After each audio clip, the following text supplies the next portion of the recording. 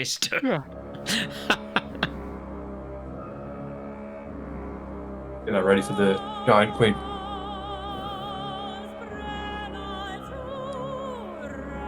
As Nubs's positive emotion is sucked into the tree, you see the phantom of Grezek look in horror as its form begins to disappear in the aura produced from it.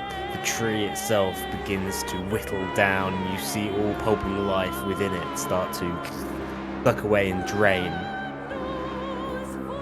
At its base, a small sapling protruding from the roots, but looking upwards as Grezek's phantom form flickers violently, the ghostly visage splitting and distorting, its burning hateful eyes bore into you one last time. It disappears into the wind. On an invisible wind, it moves towards the same way you came into this room. And at the central pool of blood at the far end, your eyes are drawn to this grotesque pool, glistening dark red under the eerie glow. Bubbling, a new form rises. At first, it's just a mound of sinew and flesh, but as the figure takes shape and you see it, a monstrosity of warped muscle and jagged bone, glowing veins. Its twisted face is instantly recognizable to you, Unger. But to the rest of you, you see a form of grotesque shape with red, piercing eyes. Keyboards quiet, please. You should all see an image within Roll20 now of what you see ahead of you. Unger Bungerson, your reaction as you start to recognize this as being the form of your nemesis, Grezek. Unger stares with a kind of completely dumbstruck rage. For a moment in his heart, he feels a pang of fear, almost as if Grezek is like a force of nature that can't be eliminated. He always thought he was dead for the longest time, but had a fear somewhere in the back of his mind that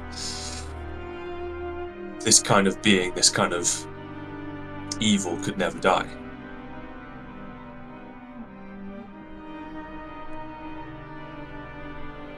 As you look on, the phantom just dissipates into this fine dust that sways on an invisible breeze towards this form.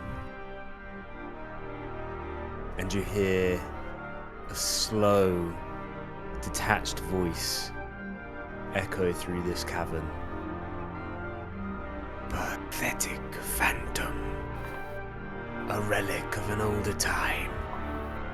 My power has far advanced from when this being was brought into the world. No matter. Enjoy your trinkets whilst you can. The vestiges will come to us in due time. We have foreseen it. And his eyes lock in on you, Unger. Our destinies are bound through time and space. At this, in rage, Unger takes his last spear and screams, "My destiny is to kill you!" and throws it across the room. Somewhere towards this form. I think that's going to have to be a disadvantage.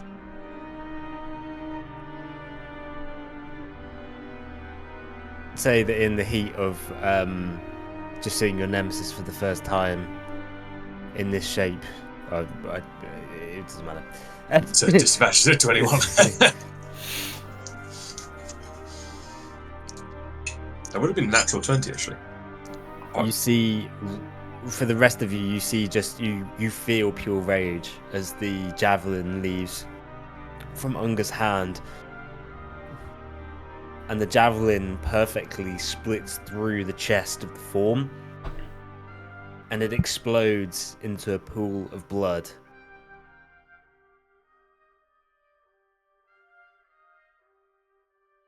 And as you all look on, you realise that this wasn't even a real form itself. Unger doesn't, and he breathes a sigh of relief, rolling a natural 1 wisdom save. Oh, finally. He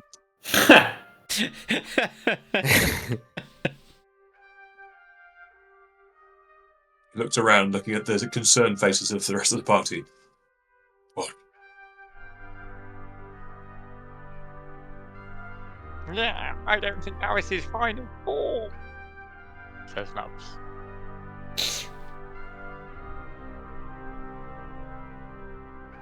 I don't know, it looked pretty convincing to me.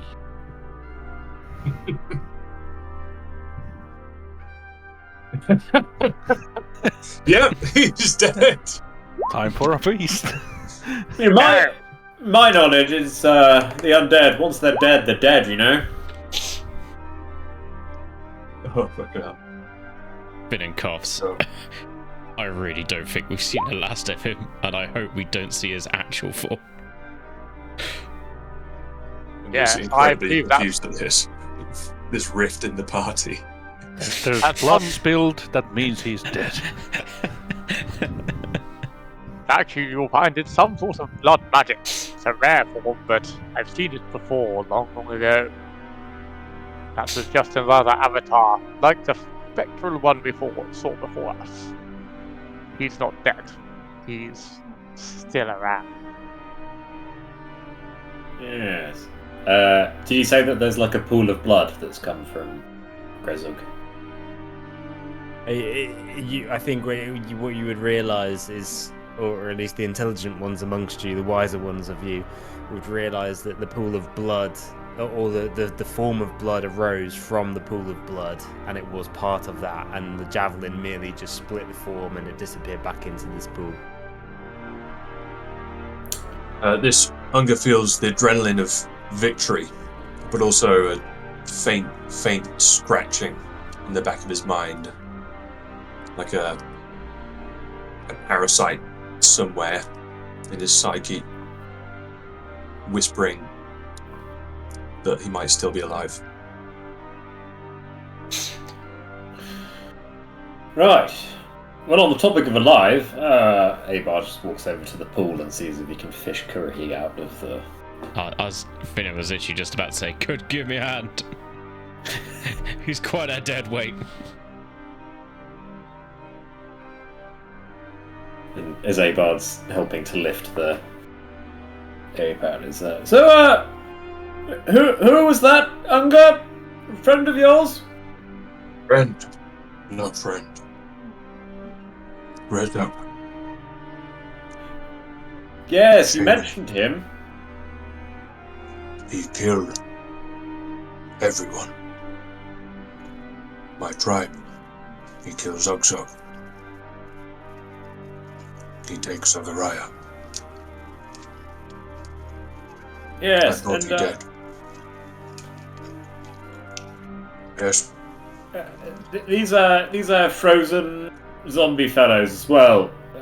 Are they friends of yours? I'm imagining Abard kind of doing this while sort of doing like intense CPR on Kurhi and checking his pulse and just like bandages flying. Yes. They were. Friend. Now nothing left. Unger looks at the lifeless, hideous bodies of extended tribes members that he recognizes, but no vestige of life left in them.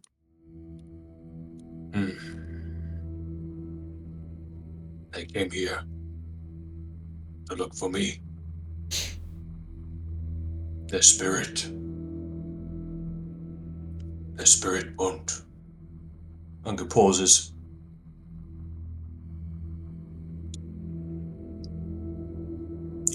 They must be burned to reach afterlife. Unger, Yeah. if it any consolation, there was no soul in these fellows. They were long gone. But I'll help you build a bonfire. Where would you like it? Soul is not here, but soul is also not home. Body must burn for soul to find home. I see. Where would you like the burning to take place?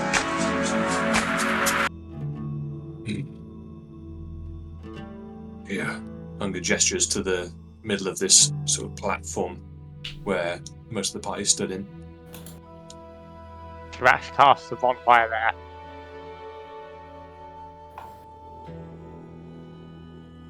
Unger's going to start to gather up the tribe's members.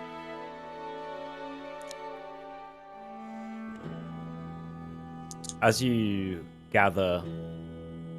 start gathering the bodies, Unger, you hear a and your eyes look out towards the platform, and you see a raven standing at the end.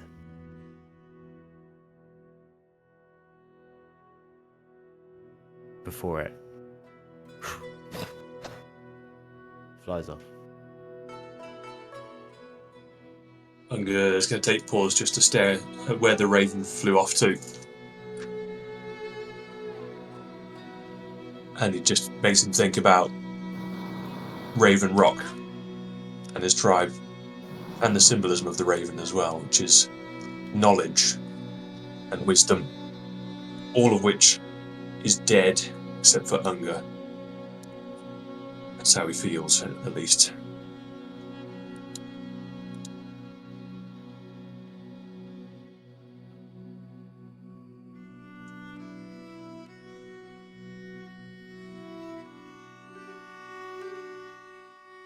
He's going to take one of the raven skulls as well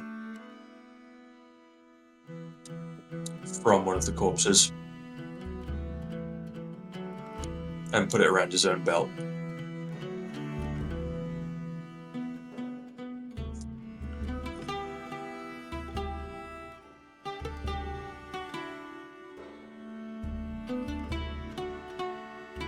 No, I think the way you place him in the fire is as gently as he can.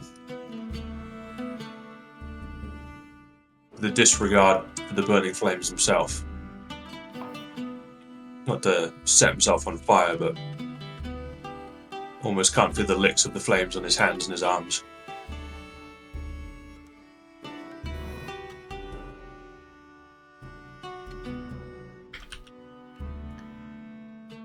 One by one, the bodies are taken by the fire. Feeding it, it grows high.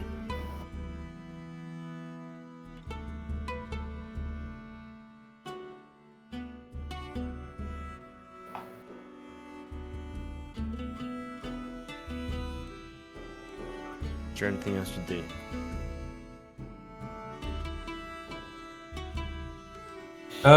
He's just going to stand there for a while and look into the fire. It's the way a lot of his tribe, at least he thought, perished in the beginning, but now they've been laid into the fire by himself. So he's just going to stare at the flames. For the rest of you, with Unger preoccupied, what do you do?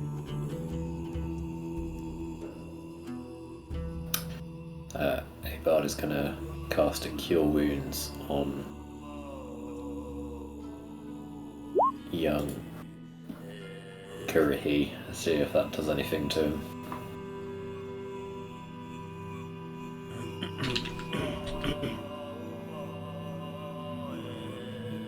I have no idea. Any healing spell for someone who is on death's edge is revived and is leveled out. Oh my god, yes. So, Luke, over to you. Amazing. Kurohi, I imagine he looks like kind of flat because all the life's been like pushed out of him in his mushroom form. So he's like kind of like, I don't want to say desiccated, that's too dry, but like he's just been like squashed down by the weight of the water and stuff, and being forced back in and pulled around by the crazy tentacles which are coming out. So you sort of see him like re-envelop as if like life's coming back into him once again. Finnan looks up at Abard and goes, "Thank you, and thank you for saving my ass during this battle. And you, Medica, shocking but welcome. I really thought I was done for that time. I still feel pretty terrible." Turning back to Kurohi, Finnan goes, "We'll have to put your name on a cork bottle for this one, mate."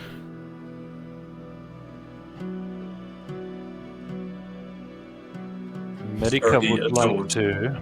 Yeah. I was going to say, has currently absorbed any of the properties of the blood magic soup that he's just been lying in? He's kind of like a sponge. I imagine like some of the I liquid's just do- like oozing out around him, but I was going to say, in my head, I imagine when Abard picked him out and was doing some CPR on him, he was just like a sponge, like gushing blood out. Pushing the water out. some random bone comes out from inside him somehow. Like, what? I do Where did that come feel from? for the natural for Kurohi the Crusher, he does need a bit of a skill block overhaul, so we can take a look at that over the next week. Yeah, sweet. I think he's deserved some new skills from being in this blood ooze for so long. Kurohi looks back at you and is just looks haggard, but lets out a singular. Oh. Finnan wipes a small tear from his eye. Oh my god. He lives. Medica has diverted his attention to the tree, which forced him to live his most unwanted visions he had, and would like to investigate that tree a little bit with some skill check. Yeah. Maybe Arcana? I don't know. Yeah, I'll let you go for an Arcana. It's a tree. And as you realise that all magical property from this tree is gone anyway, there's nothing there, I'd ask you to roll me a nature check.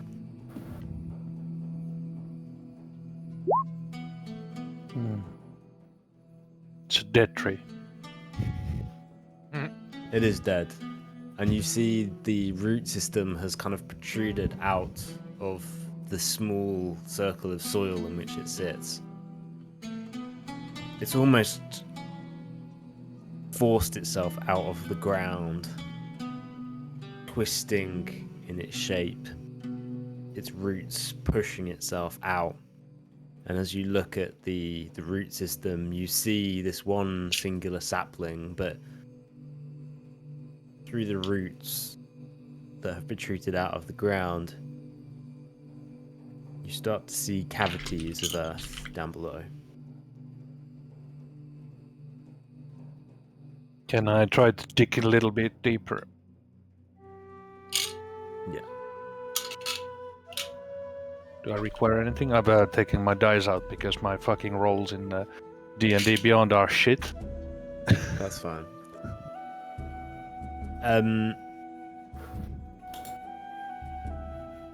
Roll me an investigation. You can't see much, but you can certainly have a clue around. 9. Damn,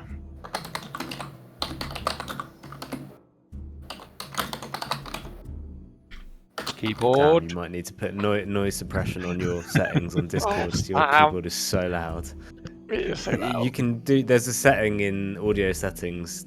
If you go through those, there should be like background noise cancellation settings you can use. As your arm digs down in through the roots, this gnarled root system of this kind of tall tree, claw around for anything, but you can only get your arm in so far. It feels like there's definitely a passage downwards, but even for as far as the tree's pushed itself out, you can't reach it with just your arm.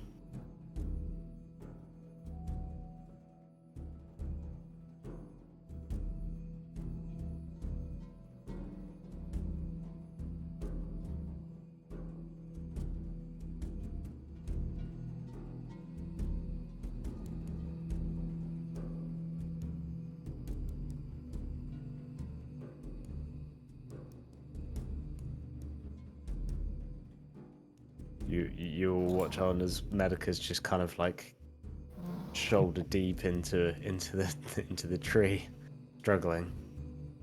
Medica, did you drop something down there? No, I need to figure out what this tree was. Why did it keep showing me these things? I guess it was magic. Well, yeah. Magic does pretty much everything in here.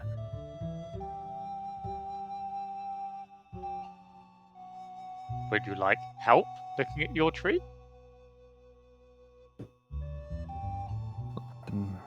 Medica is a little bit shook from all these ugly memories, but he remembers the warmth that the others gave out about camaraderie and friendship, and he doesn't say anything. He just nods very slightly. Some won't even miss that, but maybe you see that. Shmash, having gone through Medica's memories, having experienced them viscerally, having felt that rejection as a child, as young Medica, as himself, starts to feel a bit more empathy for Medica than he did previously, and goes along to help him dig. Nice.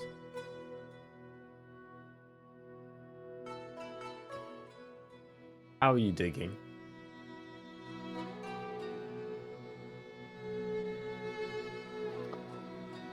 Have I got a shovel?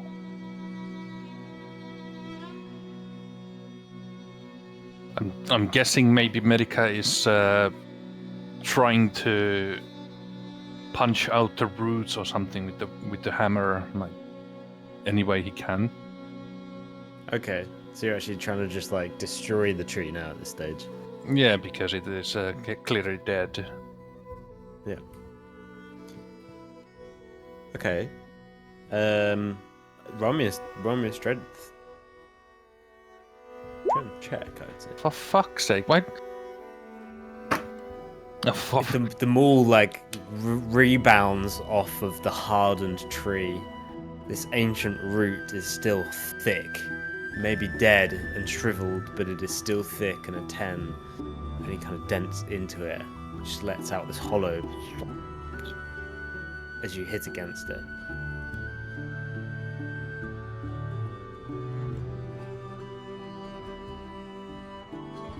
I'm frustrated because I rolled a die to see what happened, and I rolled fucking same exact roll, 5 plus 5. Yeah. I'm just destined. I'm kind of I don't have anything in my mind. I'm just I'm torn between many things, and I'm just effortlessly maybe punching the roots with some resentment as well. Not really with aim in my mind.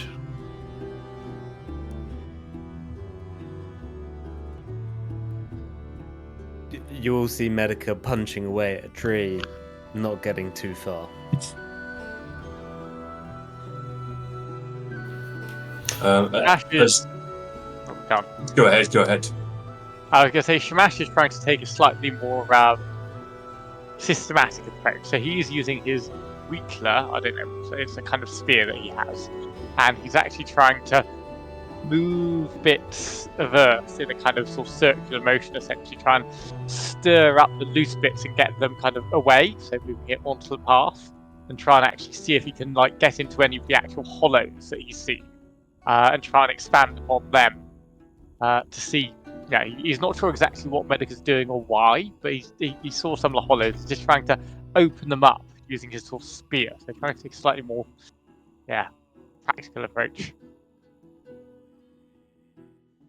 Okay, so a bit more of a kind of a focused skill means of doing so. I'll let you roll a nature as you look at the way that the ground is moving around the root system and you're trying to work with the tree rather than against it. I am working against the tree with a 4. The root system is so gnarled that moving your whatever it's called around, it meets many different kind of forces against it, and you're unable to kind of make any headway through the soil. Now got 2 members of the party really struggling with the very top layer of this tree.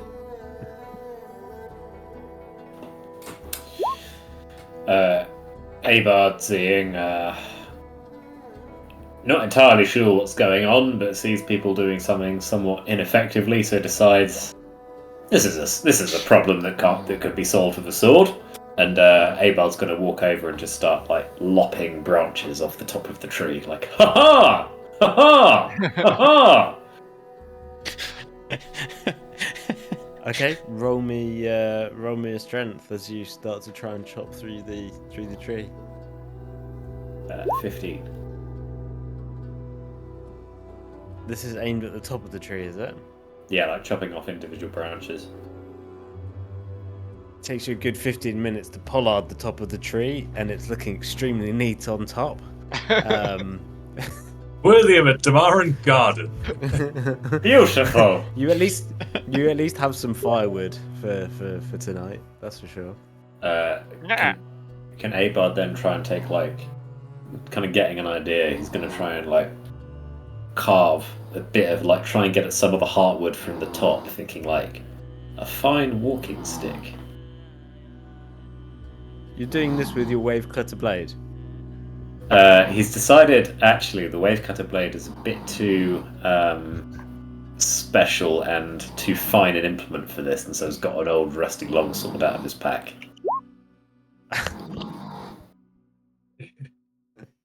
That snore is the sound of Kurohi's now unconscious body. Yeah.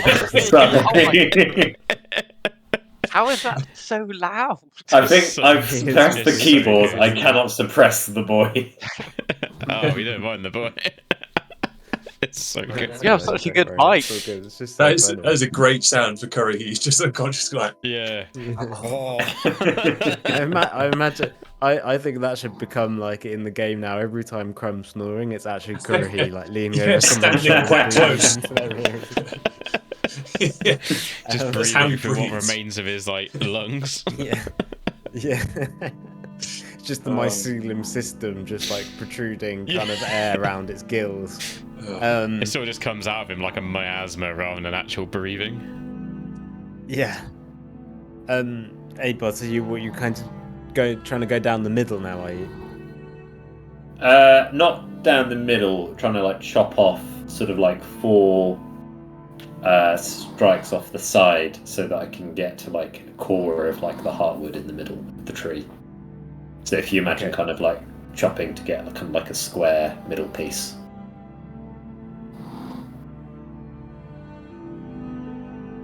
So like chopping out 4 sides to try and get like a piece of central wood exposed. You mean to like timber it?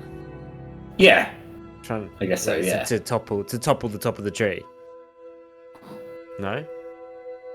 I don't think I follow, sorry. I guess sort of. Basically trying to whittle a square middle of the top of the tree. So if you imagine trying to chop...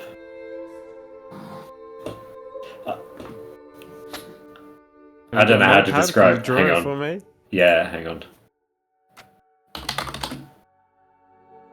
Not word note, not Microsoft Word Notepad. That was.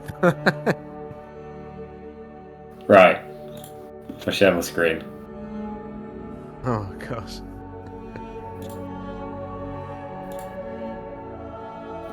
So what I want to do, This is that's a the first. middle of the tree, because I've whittled away the branches. Do you see that? Yeah. Yeah. So what I want to do, that's the middle of the tree. What I want to do is cut like that way, Square it Yeah. off. then that way, then that way, and then that way. So that I've got that nice square bit in the So, middle. like a pillar. Yeah, like a beam, a vertical beam. like the heartwood. Okay. Could Finn and Nick one of the like lopped off edges, or like a bit of it? Yeah, by all means. Amazing. It's Is there like a durability check for this one? Because that would fucking destroy your sword. That would fuck your sword. It would be blunt as I- fuck. Swords are not designed I- for like hacking through wood in that way. I was gonna Such a say, I fine think way this to would fit consistently- unless you've got a better implement. This would take you a long time and would probably get through blades. Several hours. Have the cavemen dudes? Did any of them have like an axe that may be on the floor? They all had axes actually. Yeah. Abard So you can all picks up. use all of their axes to work through it. Abard's going to pick up one of the axes on the. He's going to like take one slice with a sword. You're like, oh, and then he's going to see an axe, pick up one of the axes, and then kind of like make eyes with Unger, sort of. Unger's currently staring into the fire still. He doesn't see anything. Abard's like, oh yeah, okay, fine. Yeah. The axes are over 3,000 years old, so you have to work through every single axe lying on the floor for it to make the whole way. But I would say with a 15, you're able to do so, but it does take you over an hour to do so. Probably longer. Whilst Medica and Shamash are still kind of piecing around in the soil and around the root system. While that is going on in the background, to those of you who can hear over the fucking Isengard level tree felling going on behind me, Unger is muttering something. It starts to get louder and louder. He goes, Duggy Stuggle, Wogox, Ogo Voga Thoga, Mugga Tuggagan, Uggy Uggus, Sluggeep, Ugandaga, Snuggo. Soggle, Ruggy Suggies, Lucky Cuggies, Muggo Cuggy, Buggoddy, Wuggashugged by Fluggamuggy, Guggo Nuggo, Tuggo Uga, Fugga Thuggus, Huggant, Uggin, Thuggy Stuggers, Buggy Suggy, Uggant, Uggonuggo. He is reciting the funeral rite of his people. For those who are interested. And what it means is the storm walks over the mountain, eyes sleep under snow. Soul rises like smoke, body washed by flame. Go now to our fathers, hunt in the stars, peace and honor.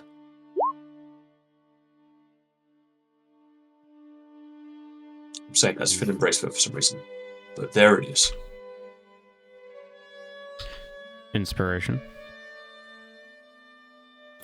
I can go. Thank you.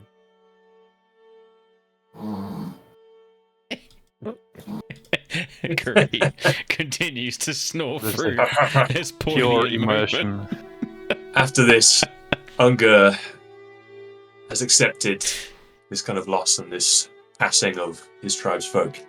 And he turns around to see what the fuck's going on behind him.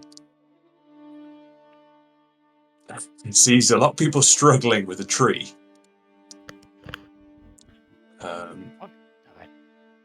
You're going to walk over. What is happening?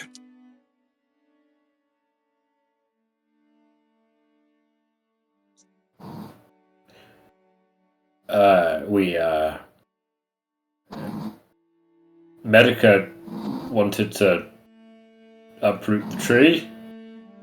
Why? Evil tree. Tree is not evil. Gresok evil. Yes. Why harm tree? Yes, why are we harming the tree, Medica?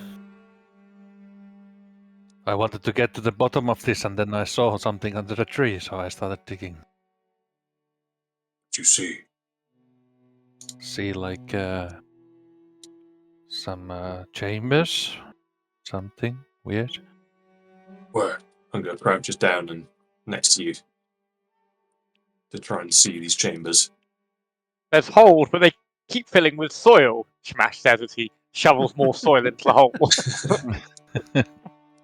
I don't understand it. I'm digging and there's more soil just going further down.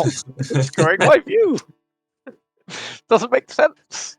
Hunger just sees Shamash swirling rather than digging, just swirling this thing in the hole.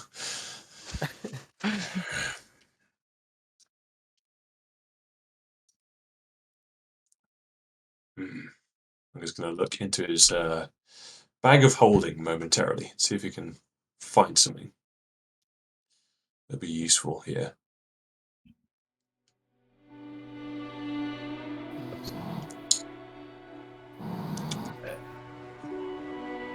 He does not.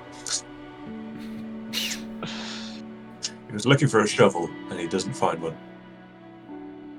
Okay, we can fast forward about 2 hours until Abard as the last axe just like splinters into tiny shards of iron.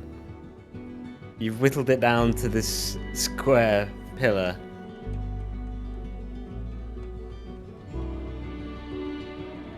What do you do? Abard now is gonna try and break the square pillar off. And how much has he cut away? Is this like a couple of feet, or is he cut maybe 1 or 2 meters worth of wood? Straight. I mean, the tree itself probably towered about 4 or so meters above you. So it's taken you some time, but once you pollard it, and I mean, it's a relatively thin and winding tree, so I guess it's probably like up to your height, you're able to at least like square it down. Up to my height is perfect. Abard is then going to try and sort of wiggle it and try and snap it off so that he's got that sort of big, long piece of heartwood of the tree. This kind of ancient tree. Okay, It's roll got- me a strength check as you try to do so. I guess you're doing this with your bodily force now. Yes. 23.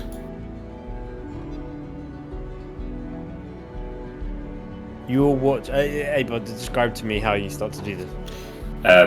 Abard basically grabs the tree and just kind of just wobbles it and sort of gradually just loosens it, and then you just hear this big snap and it comes loose at the bottom. No, it doesn't. Oh, okay. You start to budget, and you start to, with all of the soil that Shamash has pushed around, it does start to like move, and you start to feel some pressure that you're putting on it start to move the tree, but it doesn't move greatly. You do recognize that there is movement to it though, however it clearly requires more force. Unga, this ancient heart tree of your people, it seems to have died. I think that maybe if we clear this tree out of the way, then maybe a fresh sapling might grow. I thought maybe we could use this heartwood of the tree to maybe craft some sort of weapon, maybe a spear or a lance or maybe a longbow. Maybe that could be of some wondrous significance given the nature of the tree. Would you mind giving me a hand sort of getting it free? Hunger stares at you blankly for a moment. This, pointing at tree, this is not sacred tree. That is Unger points to wasn't there a sapling that was already growing on the ground? Yes. Yes. Oh, right. So this tree, not particularly interesting at all, actually. There is no life in this tree. There is life here. Unger points to the sapling again. This will not be touched. Right. Right, well, I suppose what we're doing then is trying to clear the soil so that little sapling could be helped along. Would you mind just giving me a hand sort of tipping this over then?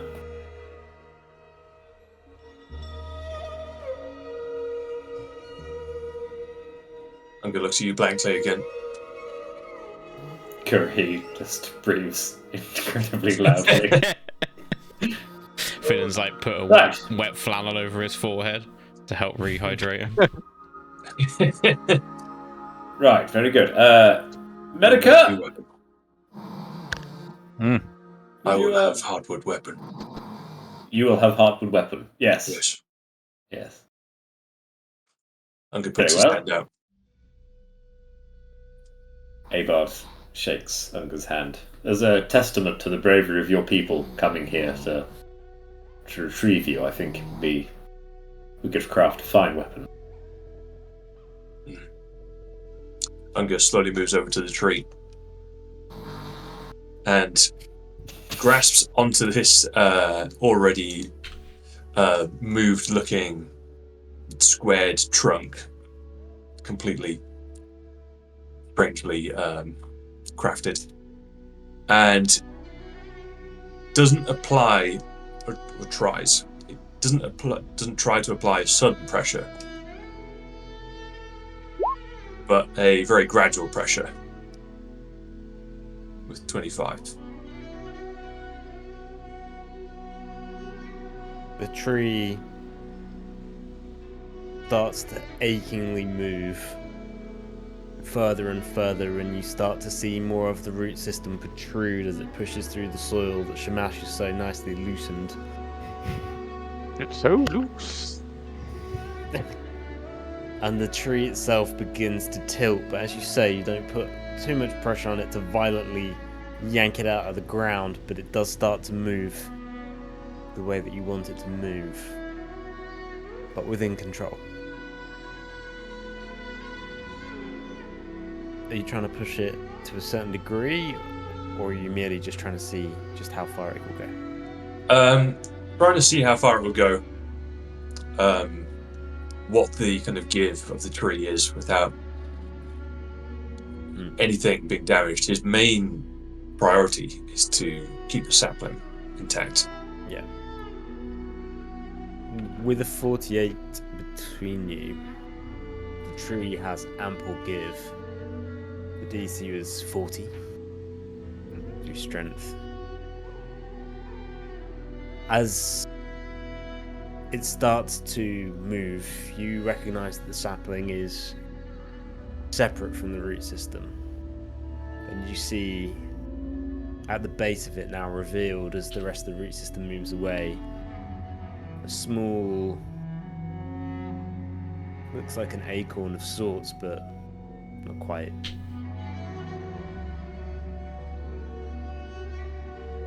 And from what you would remember of this,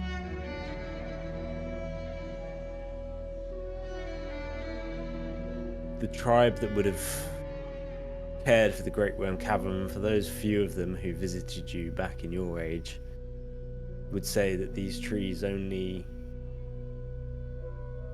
shed new life every millennia, and few of that would survive. This is the equivalent of a miracle for the life of this tree.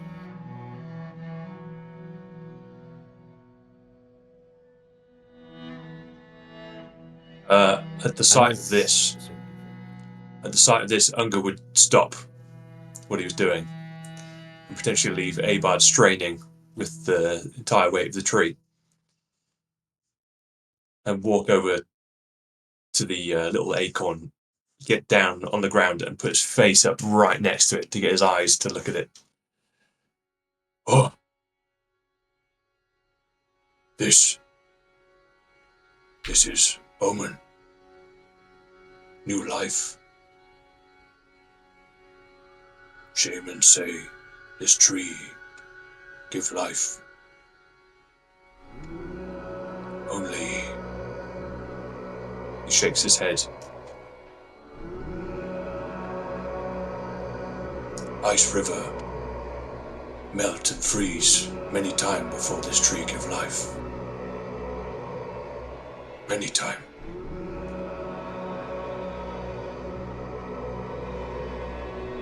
Ten elders die before this tree give life. He's going to look at Finnan and say, Halfman, you have something. Some boot. Something I can protect Acorn. Yes. Finnan rifles through his backpack. He finds a spare bit of his brewing kit and a small glass bottle and thinks, this will do. Brings it out, passes it to Unga Bungus and say, careful, I don't have any more bottles on me. So if this breaks, we're fucked. Hunger's going to carefully take the bottle and scoop up some handfuls of soil into this bottle until it's about 3/4 full of soil. Don't know how big this bottle is, but he's then going to very, very gently try and scoop under the acorn, try and feel for the roots with his fingers, being very, very careful not to break them. He can. Oh shit, that might not work with a bottle. Oh no. Finnan looks at Nubs and says, forgive me. I take off the shoe he made for me at the start, like many, many months ago, and go, use this. What? For now. What are you doing? That's an animal shoe. You know how. How valuable that must. shoe. Like, we can't mash a root system through the neck of a small bottle. It's just not going to work. And it's alright, I can ride I'll Curry. take his head with disgust. Hunger will take the shoe without hesitation. It's actually the perfect size. It's quite small. And he pours the soil into the shoe and then gently scoops out this acorn, gently pats it down into the soil on top, and then adds about half a handful to a handful more soil around it. Roll me a nature check as you do scoop it out. I'm going to roll that with the inspiration that I just got. Okay. Oh my god. As you all watch Unga's large fingers just like clung through the soil, you pull it out and you see like this. The root system is already quite large and spreading out. It's obviously started to reach this point in its development where the roots have been like spread out and try and build some support. And you see several of these roots just kind of snap through Unga's fingers, and Unga, you're like, oh! And you feel them snap through your fingers. Your butt cheeks clench so hard as you grasp it, and it's okay. Then you pull it out, and it's just like it's got like you kind of see these like the roots have been snapped in many places. Oh god! But there are definitely a couple that are still just holding on. It will require expert care from here to be able to make it through. And she looks down at the ground and just see like these like the remains of the roots just kind of springing out of the ground from where you've just ripped them from the ground. But as careful as you were, it was not enough. Finnan's eyes widen at this, like, oh my god, and quickly casts speak with plants. Medicas also touched the plant quite gently, like maybe this will help. Like, I think it's a living creature. I'm not sure how you say what the tree is. It's now a necromantic tree. There's a bard. Sorry, not a bard. Finnan. as you cast Speak with Plants, your ears, and I imagine as you cast this, your kind of like hearing goes into like almost like another kind of like frequency as it speaks to this. And you just say, I go, oh my god, it's in pain.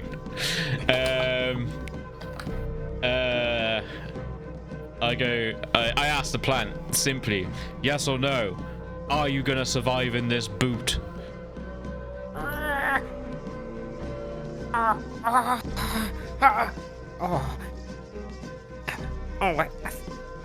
and the voice kind of sounds like childlike to you.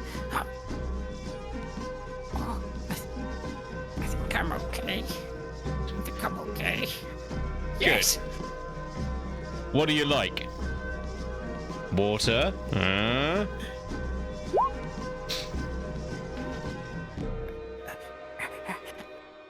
I think nutrients. Oh.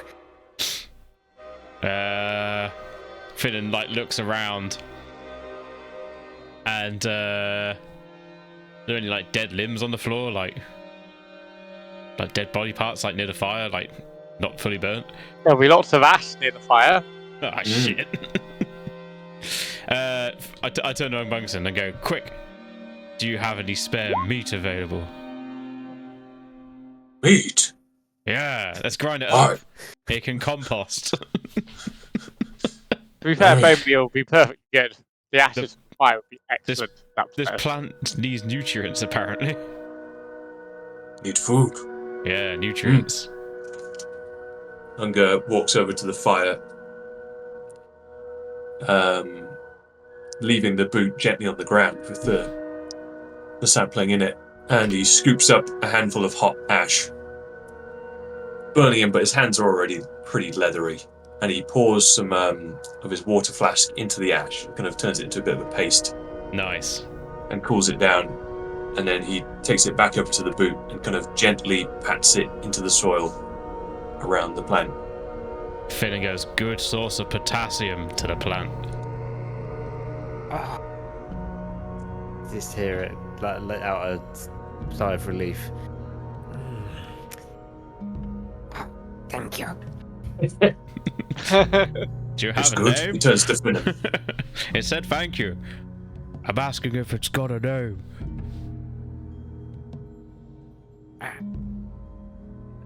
Name? Harry.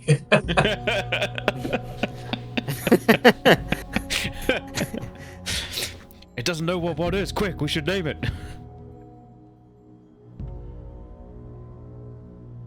What would be a fitting name? Don't call it Barry. Come on. Bunga Bungerson. Wait, Dumpling. Bug Harry. Plant. What name? Yeah. Well, it doesn't have one, so I think it deserves one. Unger thinks for a second.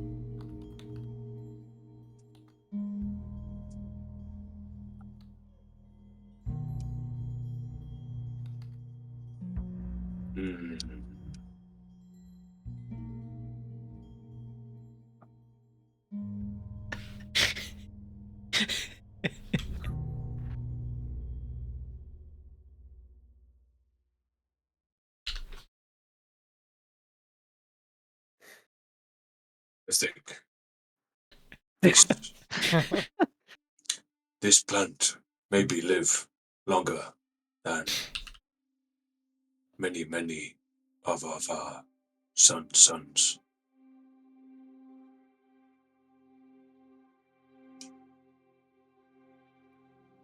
Pluggant. Oh, Sogant. Oh, yeah. Pluggant. Oh, Pluggant. Yes. I tell him, don't worry, we shall call you Pluggant. Okay. Tell me, how did you come to be here? I came from the great tree of life. Do the memories of the great tree of life flow through you? I don't know. Let me check. Yeah, I think so. Okay, he knows about the Great Tree of Life. Have you got any questions for it? No. Okay. Why did it show us a bad thing? Yeah, why does the Great Tree of Life love horrible memories? Or good memories? I don't know. Why does it love memories? Does it love bad or good? Feeds on emotion. We have been with you forever. We are you.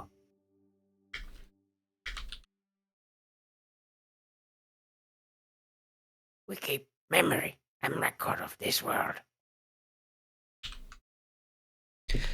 If you keep memory of this world, do you have memory of how Grezog came to rule this place and make the tree his bitch?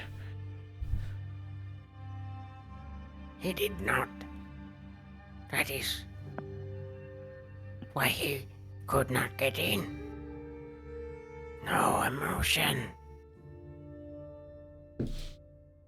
Interesting.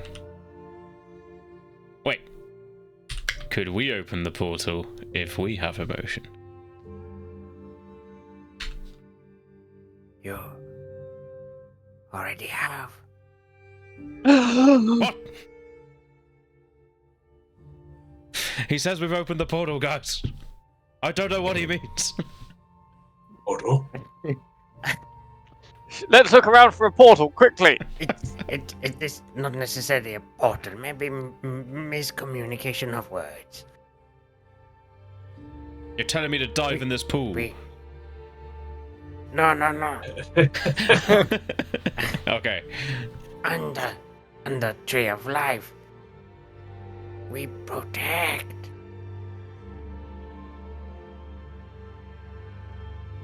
Apparently they What protect did you under say? the Tree of Life.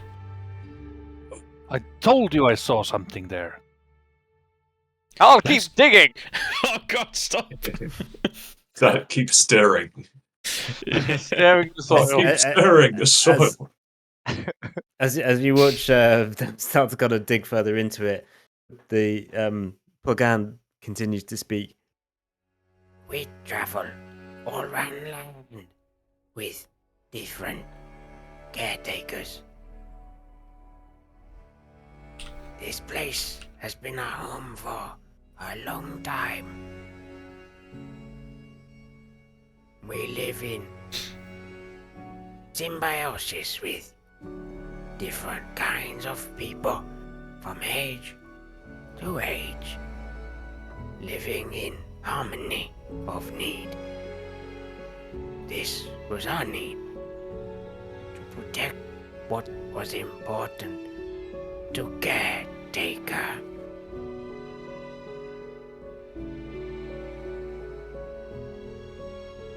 Well, don't worry. We're your caretakers now.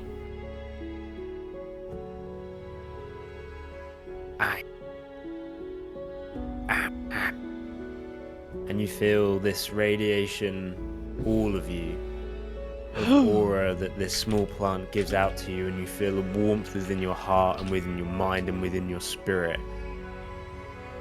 And you feel bolstered with joy,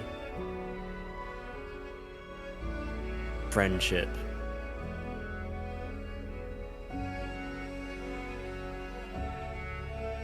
What is this? What is this feeling? More. I want more. He shoots Well, a suspicious okay. glance at Shamash, narrowing his eyes. Pluggant speaks to you again, Finnan. Ones who brought us here believed in friendship and loyalty, used it against their enemy.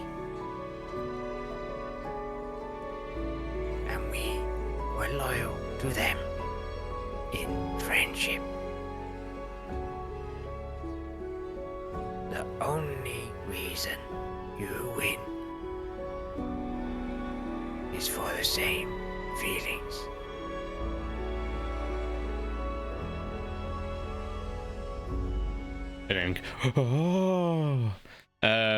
And relays this information to the party.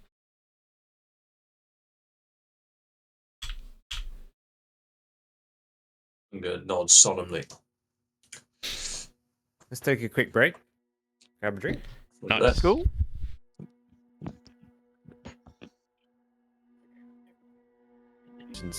No, Would- that's cool.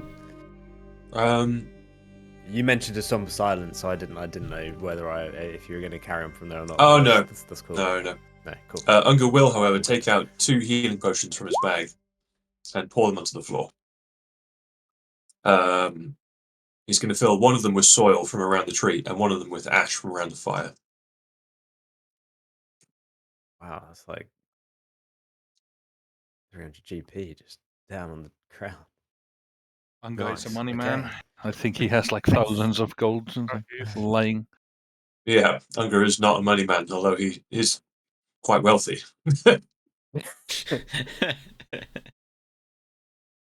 Okay. Correct me if I'm wrong. Did people start going towards the routes? Or are you just looking at it? I think we're heading towards it. Hmm. And Shamash was certainly digging at them by the sound of it. Yeah, Ash has been digging. Music's run out. Give me 2 secs. Let me get this back on. Bum-ba-bum.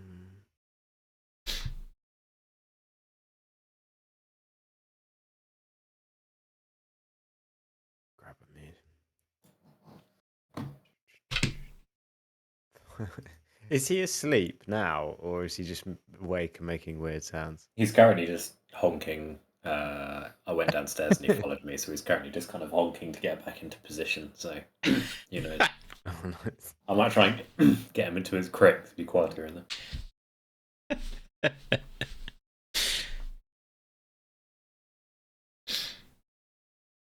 Dun-dun-dun-dun. Sorry, give me 2 secs. My Okay. Discord is being slow as fuck.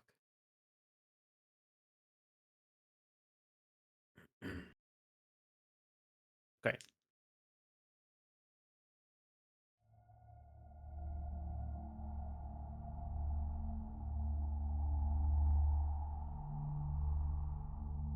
So Shamash is digging again. Is that correct? Yeah, he's digging or stirring the earth. Maybe digging slightly more productively, who knows? That's fine. Either way. The root system is so exposed now that you're able to travel further and deeper into the ground. And as you dig through these ancient gnarled roots of this immense tree, your fingers begin to brush against something cold and smooth.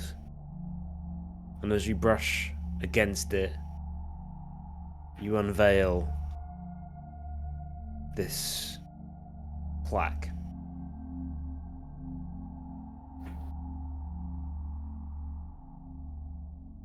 Covered in dirt. Shamash tries to move the dirt from the plaque and read what is said on said plaque. If he can. As you shift the dirt away, you unveil these inscriptions. You look in chat. That is what you read.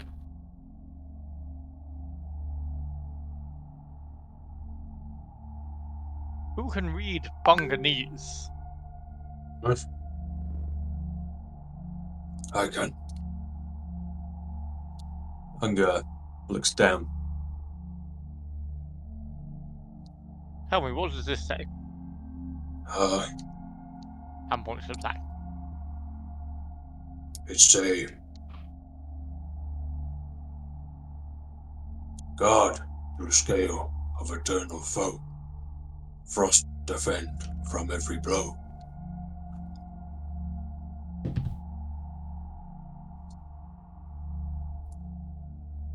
That's what it say. Unger says, looking at Shamash. So guards through scale of Yes. eternal foe. Yes. Frost defend from Yes. every blow. Yes. Sounds like something that might do some sort of defending. Let's see if there's something underneath this plaque, eh? Smash tries to dig or move earth around the plaque, see if you can find something nearby that might fit this description. As you move more and more dirt away, you see that underneath this plaque is what looks to be a wooden box.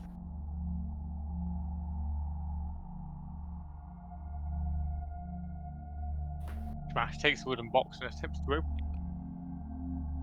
it. It opens with ease. And from within this crafted wooden box, you see within it a shield that glimmers faintly. Even in this dim light of this small tunnel that's been created, its surface is a deep, burnished bronze, but with intricate patterns shimmering across it like scales. Embedded within its center is a single scale, larger than your hand, that gleams with faint, otherworldly aura. Its color shifting subtly, like a chameleon under moonlight. The edges of the shield are reinforced with what appears to be bone, polished and carved into swirling ancient runes that seem to hum faintly as your hands graze over them.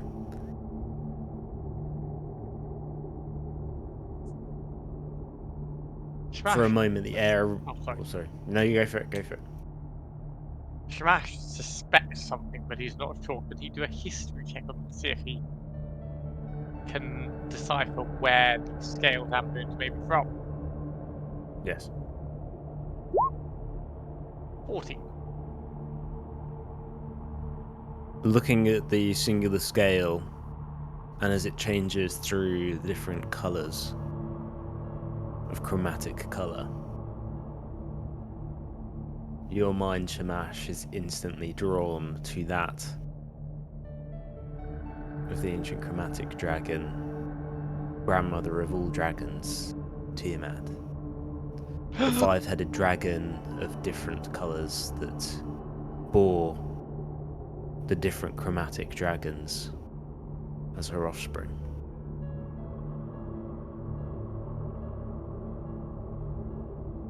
Cannot be She was so. not by means the only chromatic dragon, but that's immediately where your mind is drawn to.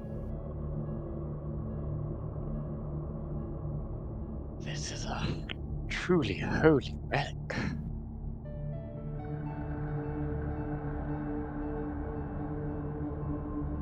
Smash looks at the shield admiringly and then tries to show it to the rest of the party. Starts to explain. As no, Sorry, go for you it. go. Sorry. No, you go.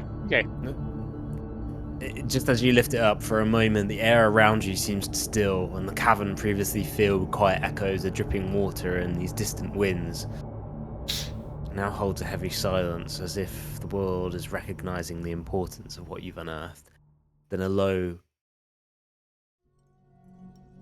tremor runs through the roots of the tree, almost like a sigh, and a deep, guttural growl seems to echo from within the shield itself. You can feel its weight, not just physical, but the weight of its history, and its power, and its burden. This is indeed no ordinary shield. It is a relic of time long past.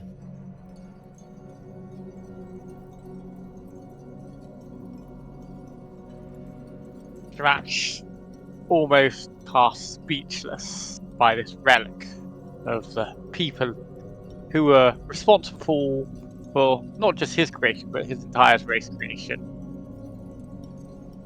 And the complicated relationship they had. Holds it up to the rest of the party. Says this must be the vestige. This contains perhaps the scale of one of the most fine dragons, one of the least evil dragons who ever walked this earth. It is something we must guard and never give up. We must keep safe. It's a relic of unknown magic and history. We've done it. We found another one. This must be the vestige. Unger marvels at the colour and how it changes of the scale. Do you think the scale would have been taken by someone who slew such a dragon? Or would this have been something gifted from one so powerful? Is this an emblem of... Sorry, I interrupted you. No. I was simply elaborating. What do you think? I was told by my tutor, my family, my clan, that you cannot kill a god. This must have been given freely, surely. And the goddess Tiamat. Gods can and have been killed, though. Really? Name 3.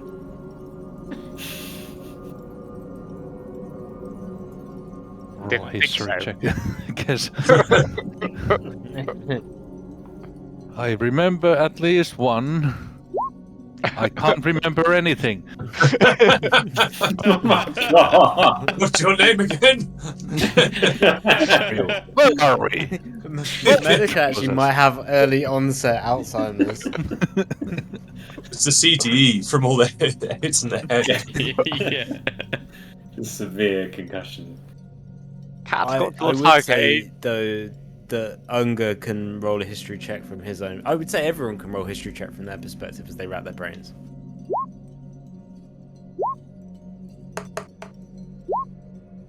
Oh my god.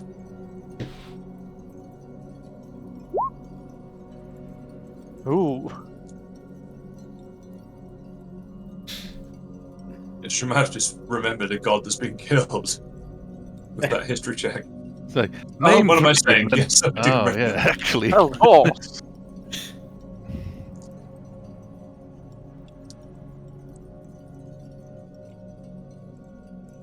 C6. Pull up some notes. Is there a way to search your entire OneNote? I swear that. I want to say Control Shift F, but that might be Notepad++.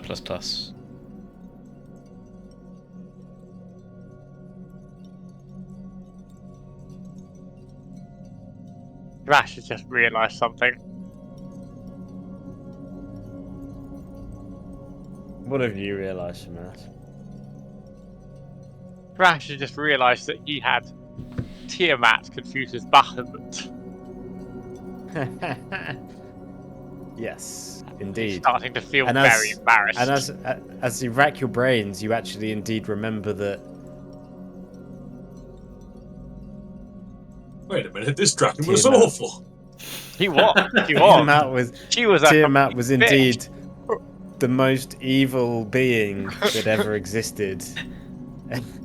And it would be popular knowledge that Tiamat was banished to the Nine Hells in her loss to secure Astoria. Villains thinking, wasn't she like Queen of Destruction or something? Indeed. My mistake. I thought it was a scale of Bahamut, but actually it was Tiamat, his evil sister. She tried to take over the mortal realm. She cared not for mortals. She was just concerned with her own power and evil. She cared not for the souls she came across. Shamash starts to think introspectively. But no, she was evil. And this is truly a symbol of victory against her evil attempts to control us. It would be fair enough.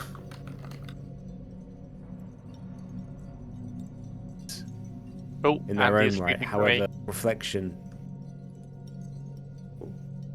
China? China? Hello, China. No, No, it's not too bad. I think it Yeah, we dropped for a pretty good. second, but it's back. I it's think. fine. Yeah, sorry, I had a weird drop, I think. All good.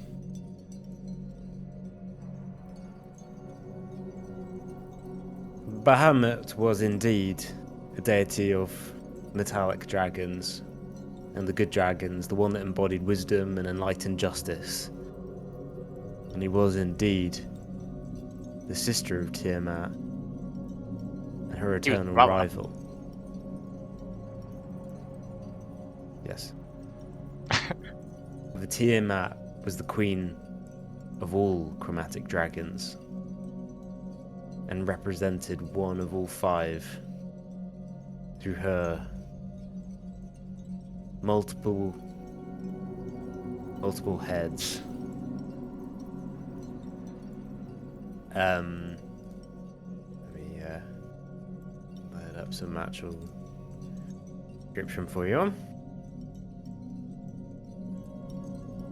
And I imagine this is coming from Shamash's mouth as he's Yes. remembering the history.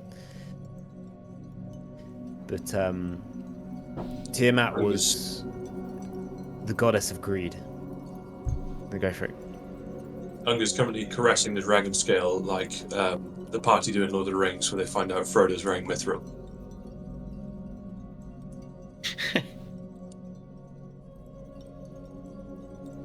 So where Bahamut was the ruler of the good metallic dragons, Tiamat was the queen of the chromatics.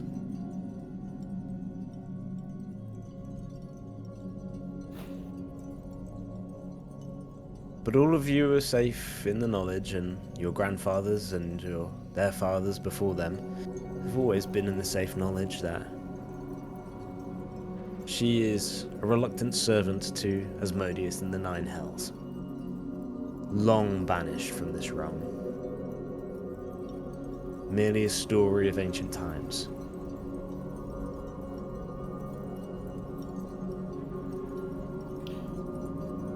So what you're saying, But as Shamash, you... Sorry, go for it. what you're saying then, Shamash, is that this shield might represent, perhaps, a representation of great undulating greed, or instead benevolent glory, in a constant battle between the two. We're not sure which. I would say it represents a triumph of good over evil. While, yes, it is the scale of an evil dragoness, it's also a reminder that we can break free from those evil spells. We can be our own and use their power against them. I think it is a good omen, despite its evil origins. I imagine as you listen to Shamash say this, you look at the scale, focus on the scale as you see it turn from black into blue, into green, into red, and into white, and slowly cycle through those colours.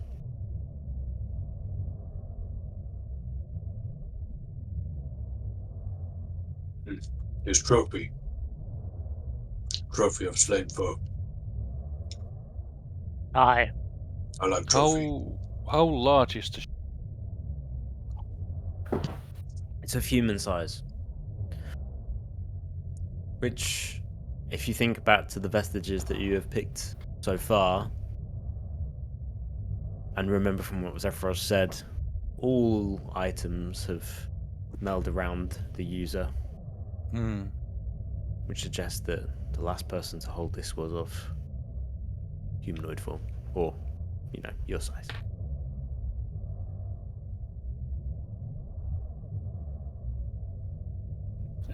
Very Hey, nice shield.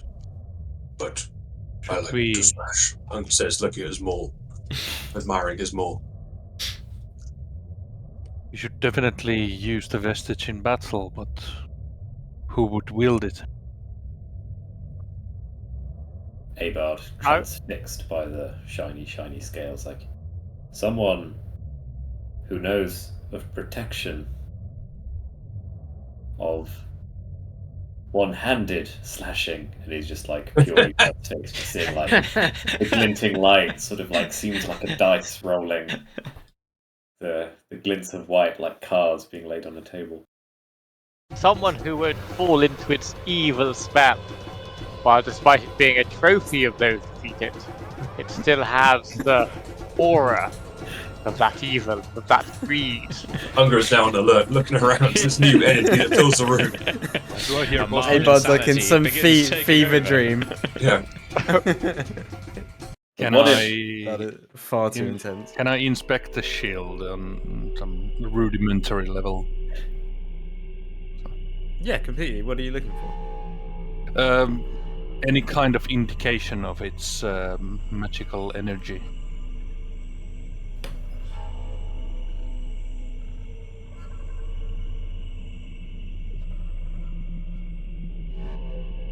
From Roll me an Arcana. Ooh.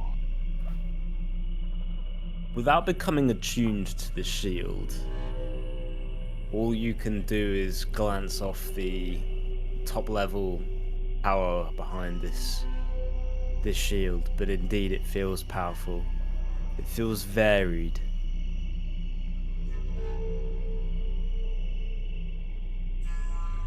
As if protected from all of which it is made.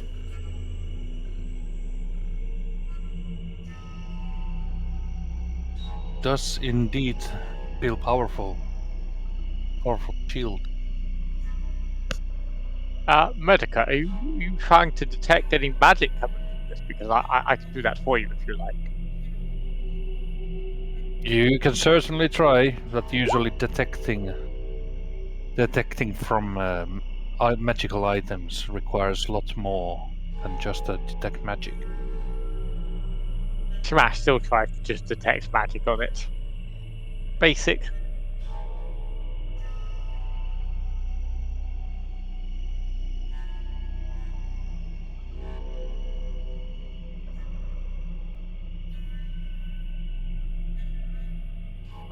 Detect magic would only make you look at the shield and think, Yes, it's "That magic. is indeed magic." Yep. Yeah, sense the presence of magical effects. Definitely Hunger there. looks at Abard. Fancy man. Is shield evil? You can.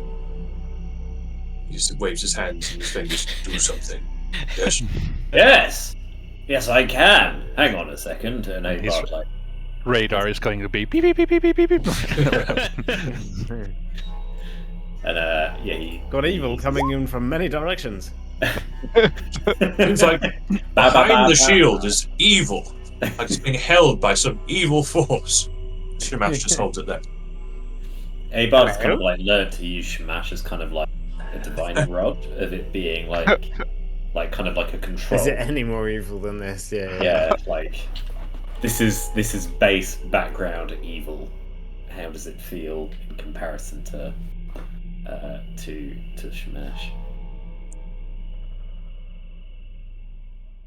The evil that comes from the shield is focused to one point, and that is the scale in the center of the shield. And it's almost like a pin being pricked into between your eyes in the way that it just pierces through, and the indistinguishable history of that and the evil attached to it is inexplicable. Staring deep into the scale, Abard said.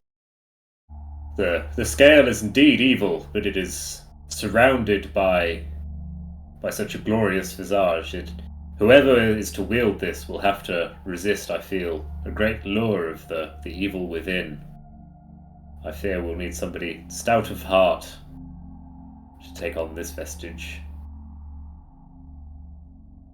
I suggest perhaps either myself or Medica might be best placed to wield it. What say you, Medica? I do feel that I would not fall to the temptations of this shield because, as far as I'm concerned, it is of other god. I'm not tempted by other gods.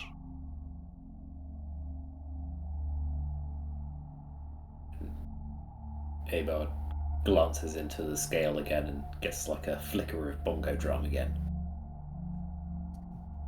Perhaps, yes, you are quite stout of soul. Perhaps it's best if you take it. But Medica, if you ever feel weak about it, there's ever a sense of weakness or you waver, I can always take it for a time. It is a weight I Carry the can, load. Hello. a burden I could bear. Like, okay. It'll go well with your hat, won't it, Medica? Because you already got one of them. Yes. I do have a clicked hide helmet, so it doesn't seem that I'm holding it because my glorious hairstyle needs to be shown.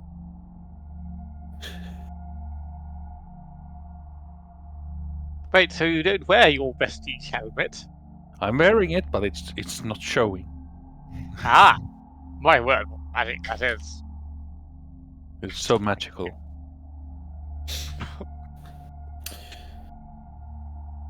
Right. Well, I guess I've decided. Here you go, Medica, and Shmash passes the ancient dragon relic to Medica. My only request is that once this is all over, perhaps I could have it back and take it back to my people. I think they would find it a true treasure and relic to behold. But I have no use of it for now. Would that be okay, Medica? Yeah, we'll see how this plays out. Obviously, if you're dead, then that's fine. We'll just take it. But if you're alive, then yes. But Unger turns to who's Shamash favorite word? and says, "Listen, man, this is no Hello. trophy. This is vestige of Ungart. It'd stay. After war is finished, after Giant's dead, it'd come back here. Oh yes, I suppose if there's a tree, yes. Well, I suppose we bring my people to come and look at it. It will be a Yes. story to be told. That is for sure. They can visit, yes. So is that the plan long term? Are we going to return all these vestiges to where we found them and find new guardians? Because no offense, Hunger, but your people are few and far between. Might need to have some children, you know, so we can have some more guardians, assuming we survive this apocalyptic scenario we found ourselves in. Yes, I agree. I hear Hekaton, daughter, single. He looks at Abard and goes, Abard gives a big wink back and a nudge. Maybe some tall children, hey, Unger? very strong. Strong children. Yes. Big chin. Smash looks at Unger, then thinks about the dragons that he's seen, not the dragons, the giants he's seen in battle. Looks up in the air, down at Unger, looks up in the air. Well, I suppose that could work out. You basically got the same bits, haven't you? No cloacas Yes. there. Well, there we go. It's up to you to father many, many children and provide some guardians for these if we ever get them back.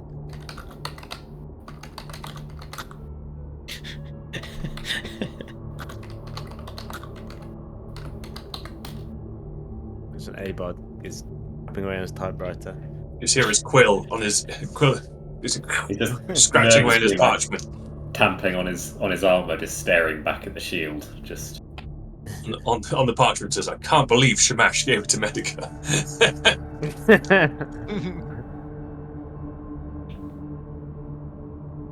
Hold tight to it, Medica. Keep it Hold safe. very tight.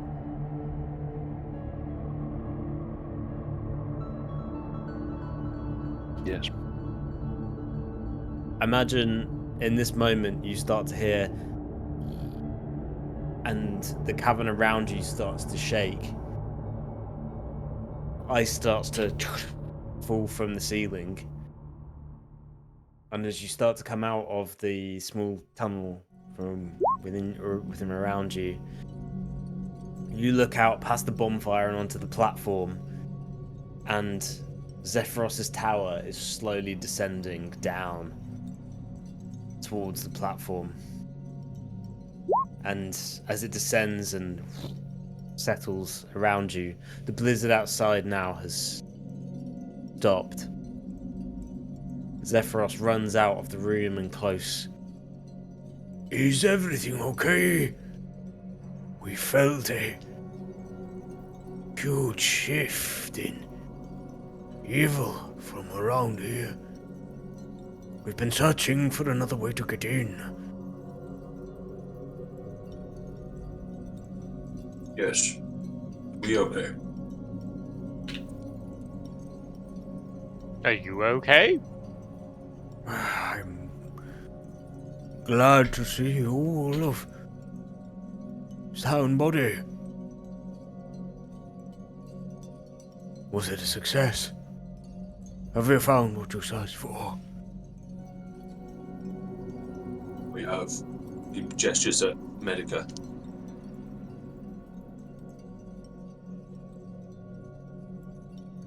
My.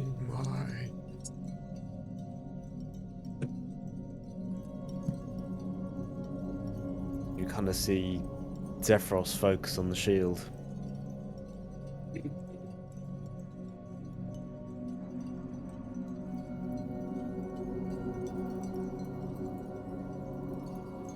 The history behind that shield is something of wonderment. Scale from Tiamat herself, our dreaded foe. Pulled from her body when she was slain by the Storm King of old.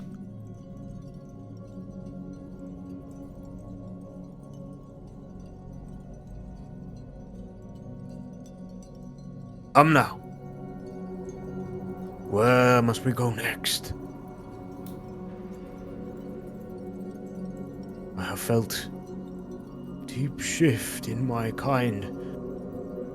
Something is going to happen.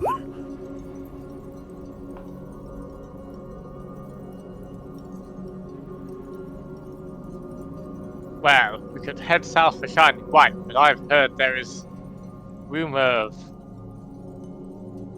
movement towards Mirrah. What say you fellows? We're in the north already.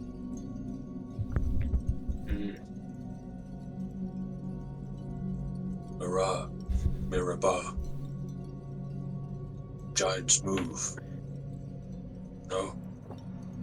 I feel we owe it to the inhabitants to make sure they are well defended.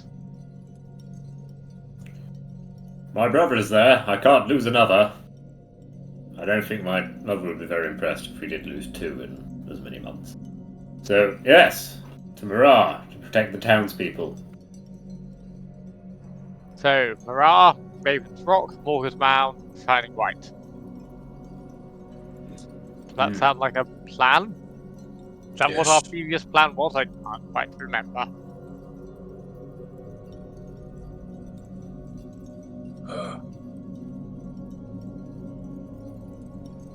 Maybe previous plan, Shining White, August Mount, Raven Rock. But we do this. We go Mirabah, Mirrah, Raven Rock.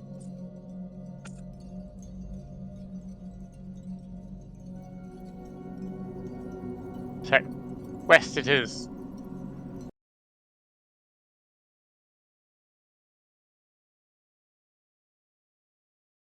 Play that back to me one more time then. We're going west to Mirabar. I think Mirar's on the western side of Mirabar, isn't it? Yes, I believe so. And then to Raven Rock to try and intercept the marching giants. I think or the giants are protect heading towards Maram, aren't they? I don't think they are specifically marching to Mirar. They've sacked Bryn Shander and are presumably going to Sort of- spread to settlements in the area. filtering through the north.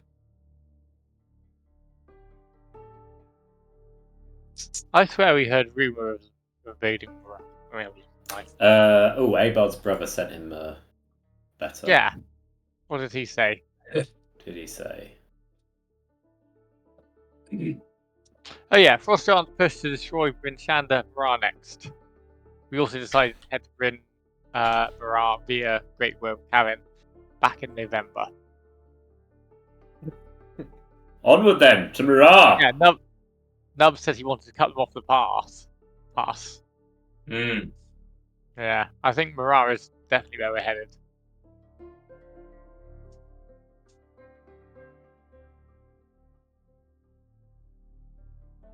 We're making our way down from the Icewind Dale, laying waste to the north. There we go. Marar. There is where we shall gather our strengths. And to I think we battle. sent some notes out as well, actually, asking for some help from reinforcements. Oh yeah, we're going to call for reinforcement via the portal in Mirabar. That was it. Hmm. So Mirabar, pop in the portals, call for reinforcements, then Mirar, fight off giants. Then go find the vestiges. That sounds reasonable. Yeah, sounds good to me. We also requested for Tortellini to sned brewing ingredients from kitchen. So Yes. right, not a moment to lose.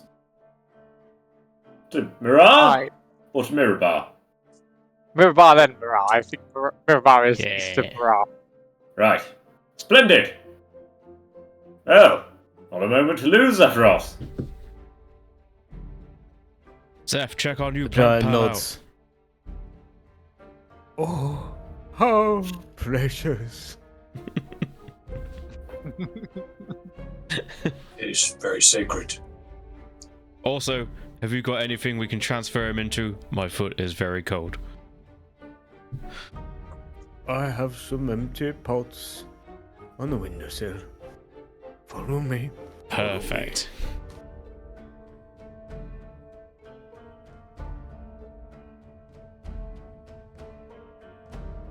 As you all make your way back onto the cloud and Zephyros's tower, Sirac giving a nod to each one of you, recognizing the requirement of the shield.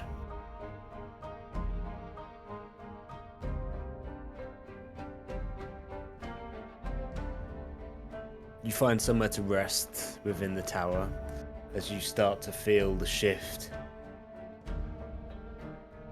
of the cloud shifting up back into the sky. Zephyros with his mind controlling this epic transport.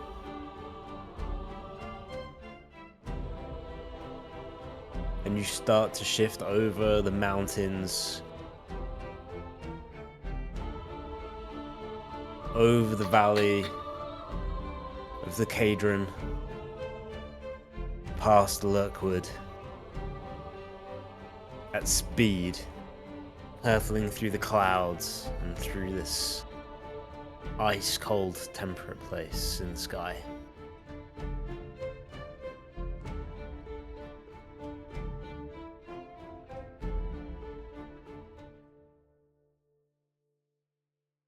And you stop, as if, imagine in like Star Wars where you come out of hyperspace, the clouds almost move into slow motion around you.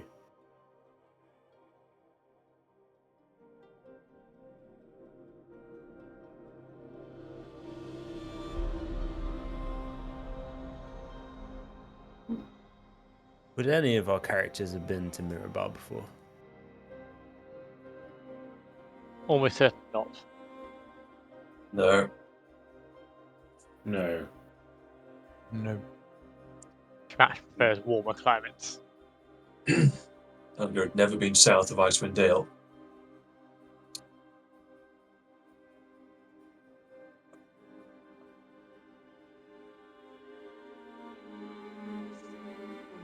At least as he knew it.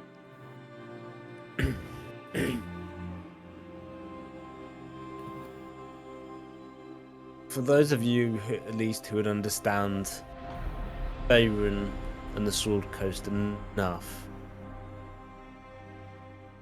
Mirabar would be the richest city in the north. A great mining city, occupied by thousands of shield dwarves. He lived underground, producing metal goods for export into the region and beyond. The humans of above cooperated and handled moving ore to market and exporting from there on.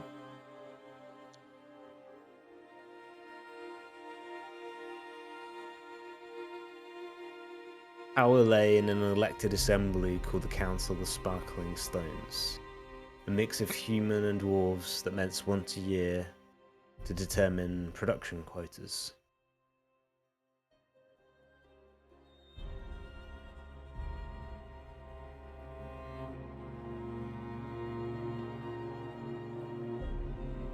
And settled on the edge of the River Mirrah.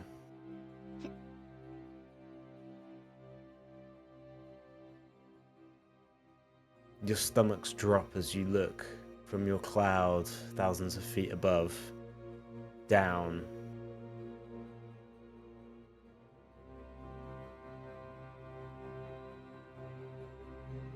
at a smouldering ruin of a city. Oh, fuck.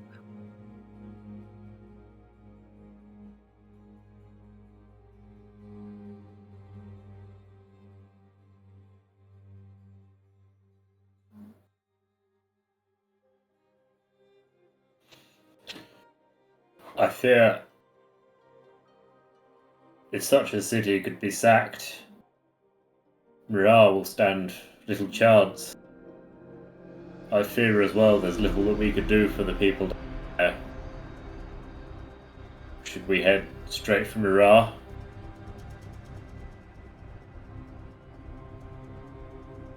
If there is still time, maybe we could achieve more good there. It doesn't look like there's much we could do here. Although if we could find the portals, perhaps we could call for reinforcements, but how will we find us amongst those ruins? I think maybe Mirrah is the best next port of call. If reinforcements might come, they will know where the portal is, and they know that we are at Mirrah. That is our only hope, maybe, that they might find their way to us. Although don't we need to call for reinforcements before they come? We sent for them, did we not, in our letter? I don't know, you're the one who wrote it. Yes, we specifically asked for armoured folk. So, I feel Tortellini... I trust Tortellini will send men who might do the job. Well, if you're confident. Sirac kind of walks up to the window which you all look out of. If they can do to this to a city the size of Mirabar, what makes you believe that there's any chance of Mirrah, a tiny village, being able to hold itself against something like this? Ah, but Mirrah will have us. And I have invested heavily in it. in the We last have few trained months. them to defend of. No. Sirak is right. We must go to Marah, but we must take the people. Leave the village.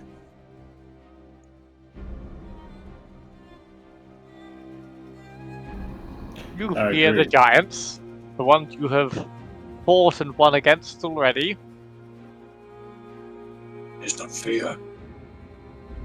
It is stupidity to face a force like this. We don't I even do know not what fear the force. death. But there are children. There are women.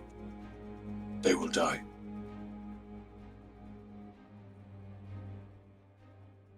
I think let's see what the situation is like.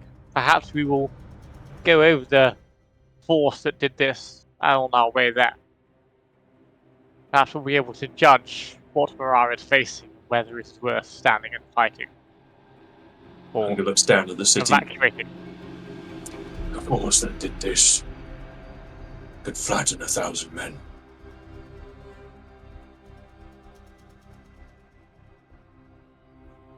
Perhaps they were unlucky. Shamash is realizing he's starting to lose his faith in his glorious last stand at the city of Marah. By city, he means small village.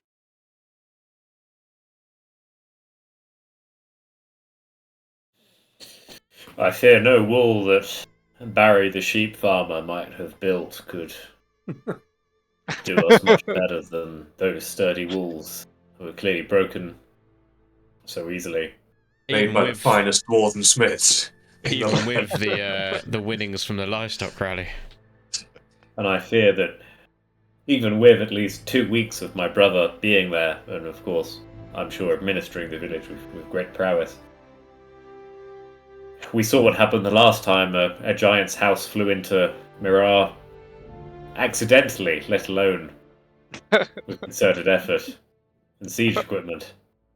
I fear perhaps maybe Unger is right. We should save who we can and make Leave who we haste to can't. the vestiges. We can't allow such devastation to be writ large across all the Sword Coast. If they can do this to Mirabar, they might be able to do it to Luskan or to Neverwinter even. Well, let's head for Marah anyway. See if we see any of the invading forces on the way. And if it looks hopeless, then yes, I agree. We must evacuate them, keep them safe for now, so they can return once we have defeated this foe. We might carry Mirror in our hearts and maybe build a greater, finer Mirror. Oh yes, that's the plan. Shamash looks off into the distance.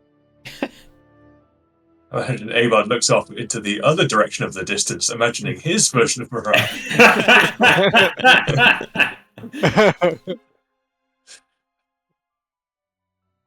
Sephiroth nods. A new mirror. And looks in another direction time. Sephiroth kind of Capital of the shakes North. himself. Remember, small friends, a battle lost is not the war's end. We adapt and we strike again. Let them think they've won. We'll choose the ground next time.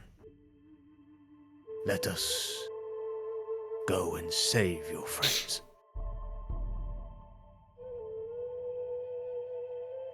One thing you need to know about Marah, they may be under the apprehension or misapprehension, but certainly it's a big part of their belief system that, well, I may be a god. Now, we feel it would be too much cultural shock to shake them of this, this thought, this way of considering me. So when we go in, just need to remember that, well, that's what they think. And so we should display ourselves in such a way upon arrival. Is that okay, Zephyros? I was thinking I should maybe stay out of harm's way for this one. Set you down somewhere outside of the village and allow you to go in and speak with them. I don't think they take kindly to my tower coming again, seeing as I did destroy their, what was it, prize goat? A fine goat at that. Just remember, they think Bradley's still alive, lads. Yes, Bradley was simply displaced from one field to another. We saw Bradley. He won the livestock rally. I'm not entirely sure Fidden. that. Yeah, I can keep up pretenses, lads. Jeez. So, Finn, you will have to be act as Bradley. I suppose I'll just fly in using my newfound powers. Maybe if you just do some sort of chant like last time, I could get some sparks flying in the air. That would be a suitable way of entering the place. Do you think, fellows? Unger grumbles. I will take no part. Well, if you stand around and look menacing, that'll be jolly good as well. I would say, Unger, maybe the more bombastic an entrance we make, the more impressive and of martial prowess that we seem, the people of Mirage are more inclined to believe us. They'll have seen us before when we were but young wastrels. I didn't even have a magic sword at the time, whereas now they see us resplendent. The last time we came, we slew a werewolf. I think this time, if we make quite the impression, then maybe they will be more inclined to trust us, to rally around us, and deal with the hardship of all being crammed into this probably quite cosy tower if we put an entire village's worth of people in it. Sirak kind of interrupts. That's right. I should probably stay and make some room, I guess. How many live in Mirage? A few hundred, maybe. I have Jesus, I have it's gonna sent be word out cramped. for more to join in Mirage, but I'll make sure that is forced for the time being. Perhaps the fine and noble people of Mirage might be able to assemble themselves some tents or shacks behind the tower. Have you seen the people of Mirage?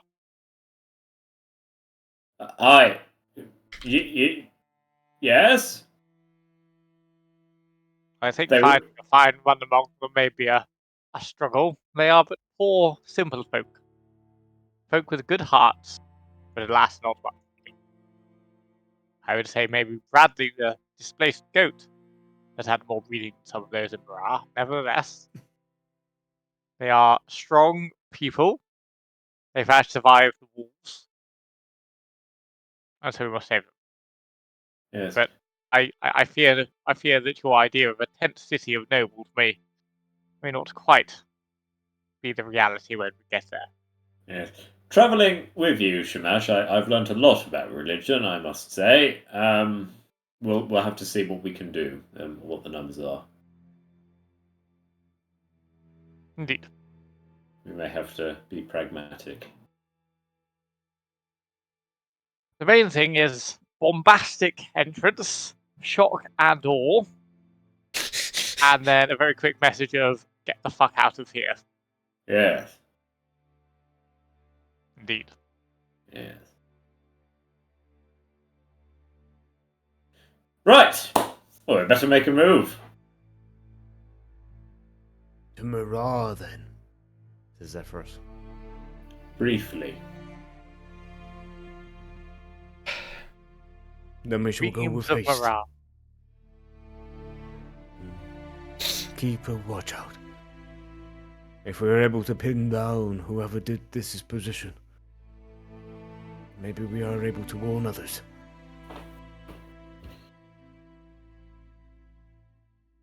Yes. Yes, indeed. Very well. I shall travel fast. And Zephyros, yet again, walks up his spiral staircase up towards his meditation room. and you feel the cloud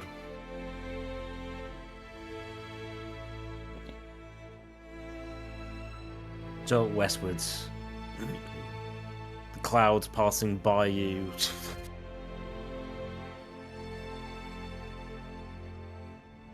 Back towards the place that you once crash landed in many, many months ago.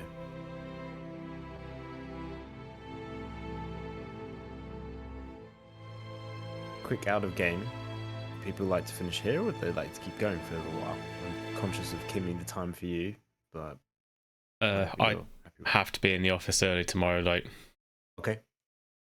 Yeah, Yeah, no, well, I'm that's tired the, as well. Traveling. Feels like a good point to finish that. then. Yeah, I think Yeah. that's a good I'd agree. good law, Okay. On Good natural plan. point.